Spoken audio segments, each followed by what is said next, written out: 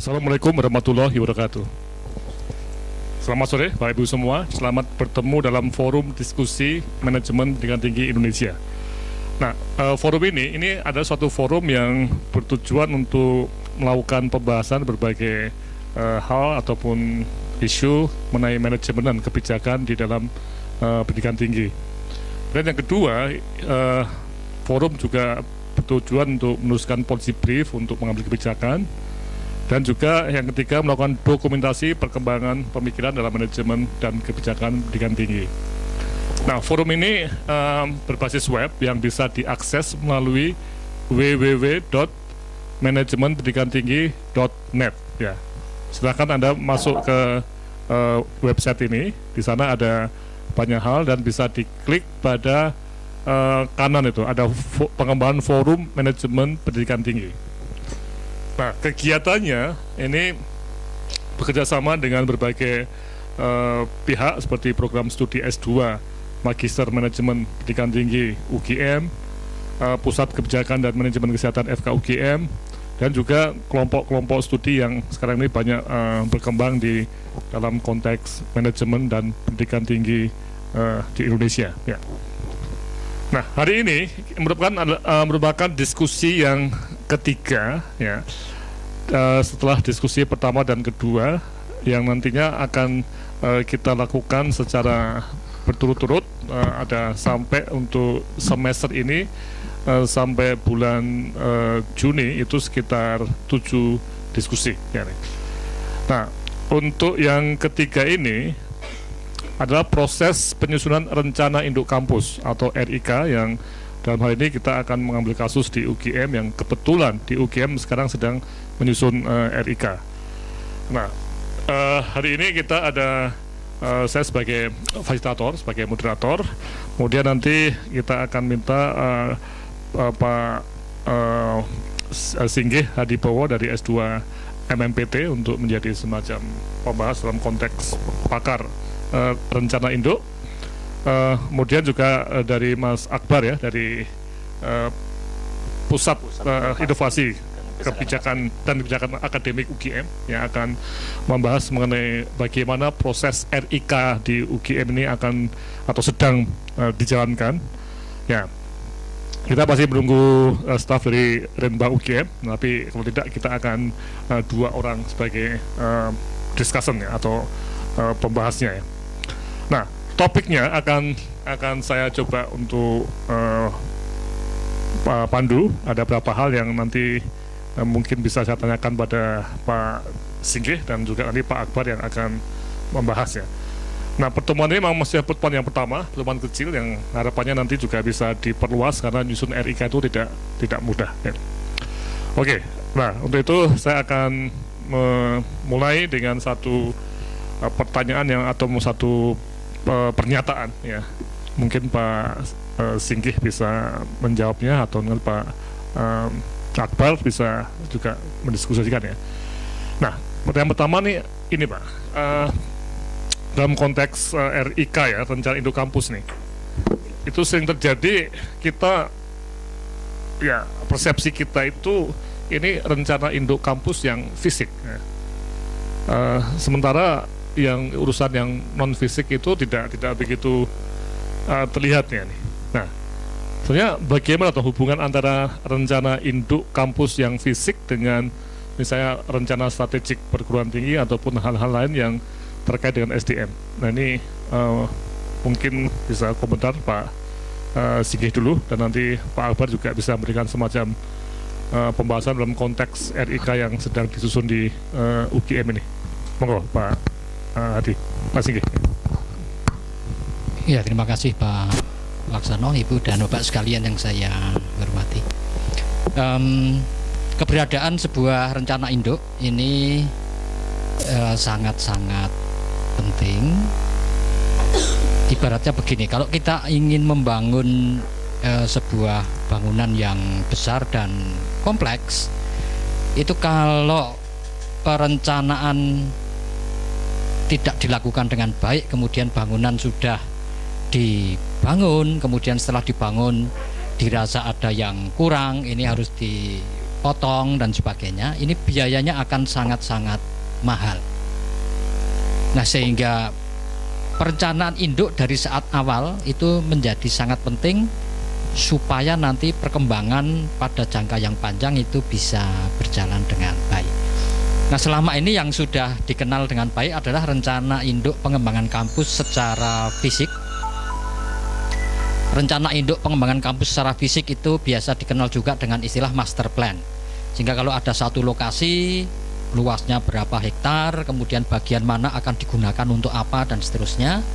Nah, kemudian letak gedung-gedung perkuliahan di sebelah mana, letak area gedung pertemuan di sebelah mana dan seterusnya, itu adalah rencana induk pengembangan kampus secara fisik. Nah, sebetulnya rencana induk pengembangan kampus secara fisik ini semestinya didasarkan pada rencana induk pengembangan kampus yang secara akademis, dalam hal ini terkait dengan masalah mandat yang diberikan kepada perguruan tinggi yang bersangkutan dan juga misi. Nah, misinya tentu tridharma, tetapi tridharmanya akan dilaksanakan seperti apa, ini yang perlu dijabarkan lebih lanjut dan itu nanti perlu diwadahi secara fisik. Nah, yang selama ini di dalam praktek sering terjadi adalah pengembangan rencana induk kampus yang secara fisik ini berjalan sendiri, tidak atau belum didasarkan pada gambaran mengenai rencana pengembangan yang secara akademis. Nah, sehingga seringkali terjadi di dalam perkembangannya tiba-tiba kemudian terasa, wah ini ruang untuk dosen kurang. Terasa kemudian, wah ini belum ada ruangan untuk para mahasiswa S3 yang sedang meneliti di kampus dan sebagainya. Nah, sehingga sebetulnya rencana induk pengembangan fisik itu harus didasarkan pada rencana induk pengembangan yang di bidang akademik. Nah, kalau akademiknya sudah disusun, ini perlu dijabarkan nanti di dalam berbagai rencana induk pengembangan sumber daya, baik sumber daya manusianya, kemudian finansialnya bagaimana, termasuk kemudian yang bagian fisik. Ini yang ideal adalah seperti itu. Ya, jadi selama ini Singgih melihat bahwa belum ada kaitan antara rencana induk kampus yang fisik dengan rencana akademik atau rencana SDM, pengembangan profesornya, macam-macam. Jadi masih sendiri-sendiri, Pak. Belum komprehensif, Pak. Ya, selama ini yang sudah berjalan di Universitas Gadjah Mada dan di beberapa perguruan tinggi yang saya tahu, rencana induk pengembangan fisik belum didasarkan pada katakanlah misalnya berapa nanti jumlah profesornya dan sebagainya. Tetapi memang biasanya sudah memperhitungkan jumlah mahasiswanya akan berapa, ruang yang diperlukan berapa, jumlah dosennya berapa dan seterusnya. Tetapi bidang keahlian apa yang akan dikembangkan dan sebagainya ini memang di luar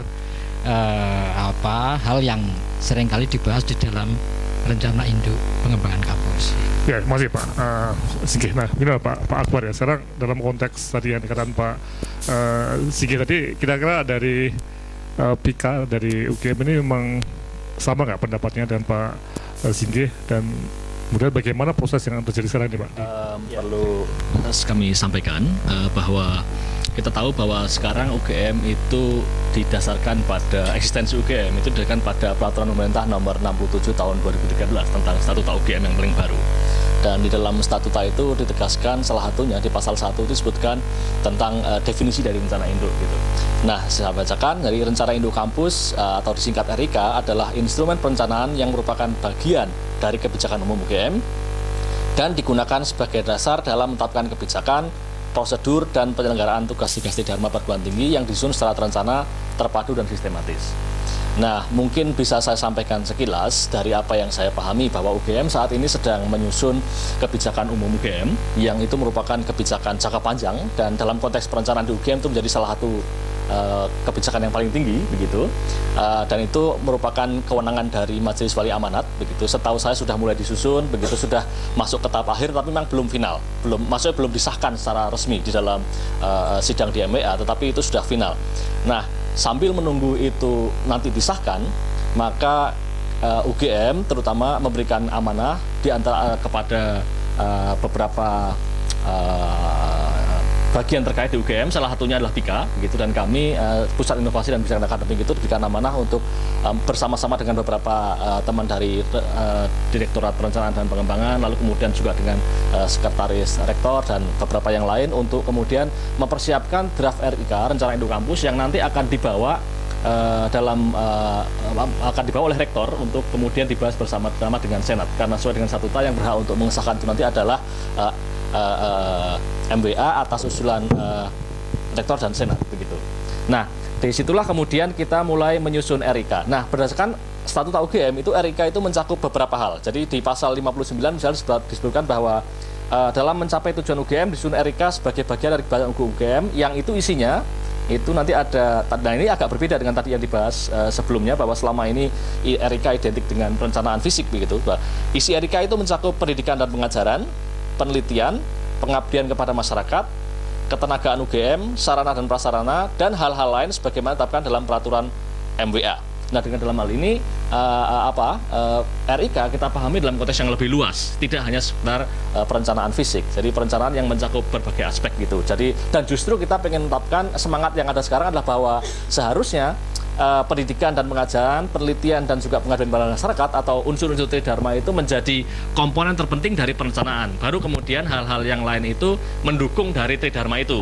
Jadi nanti ketika kita bicara tentang perencanaan rencana induk kampus di bidang sumber daya manusia, rencana induk kampus di bidang infrastruktur, rencana induk kampus di bidang-bidang yang lain, itu harus bersifat mendukung keinginan untuk mencapai rencana induk tridharma begitu. Nah, disitulah kita memang pengen melakukan perubahan. Alhamdulillah sekarang sudah berproses, sudah ada timnya, ada tim itu terdiri atas Dewan Pakar, lalu kemudian beberapa tim yang lebih detail membahas itu, dan belum selesai, masih jauh gitu, tetapi mudah-mudahan bisa terus berlanjut. Dan sekarang salah satu tahap yang sedang kita lakukan adalah menemukan poin-poin kunci yang kemudian harus masuk di dalam masing-masing RIK. Nah, memang ada diskusi apakah kemudian tadi ya, saat ini ada kira-kira ada 9 RIK yang sedang kita diskusikan.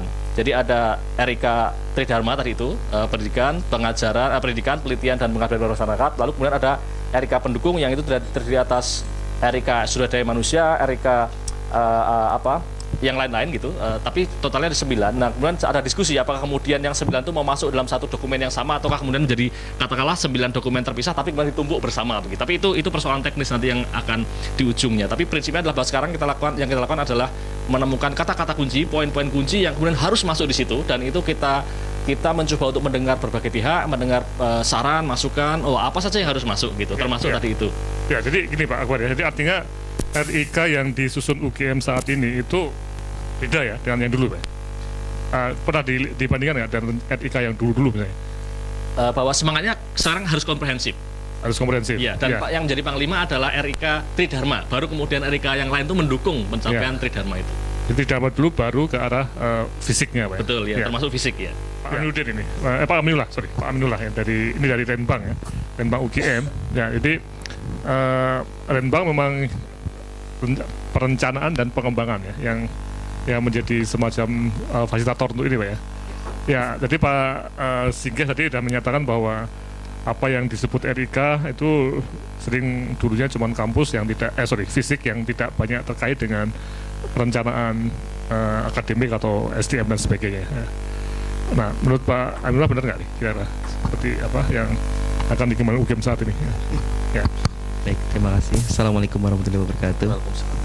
Ya, jadi memang untuk yang RIK yang akan dibahas saat ini tahun 2015, sebenarnya RIK sendiri juga sudah dibahas pada tahun 2000 untuk yang sebelumnya ya. Jadi sebelumnya sendiri juga mulai tahun 2014 sudah mulai dibahas komprehensif keseluruhan ya. Jadi berawal dari sidang kompren tanggal 9 Mei 2014, di mana di situ merekomendasikan rencana induk kampus itu salah satunya adalah yang utama adalah bidang akademik Kenapa? Karena kita dari sisi perencanaan, ya, dari sisi perencanaan kita tidak bisa terlepas dari core bisnis kita adalah bidang akademik. Gimana nantinya kalau misalnya ada perencanaan tentang kebutuhan sumber daya manusia, kebutuhan tentang sarana prasarana fisik, itu pasti mengacunya kepada bidang akademik. Contohnya kita misalkan berapa sih jumlah mahasiswa untuk prodi tertentu, atau berapa sih jumlah mahasiswa pada fakultas tertentu. Ini mengacunya pada rencana induk pengembangan akademik juga. Contohnya misalkan apakah nanti ada prodi yang berkembang, ya, atau ada penambahan prodi yang baru, atau juga ada yang merger, ada yang digabungkan, atau ada juga yang dihapuskan nantinya. Nah itu hal-hal tersebut berhubungan dengan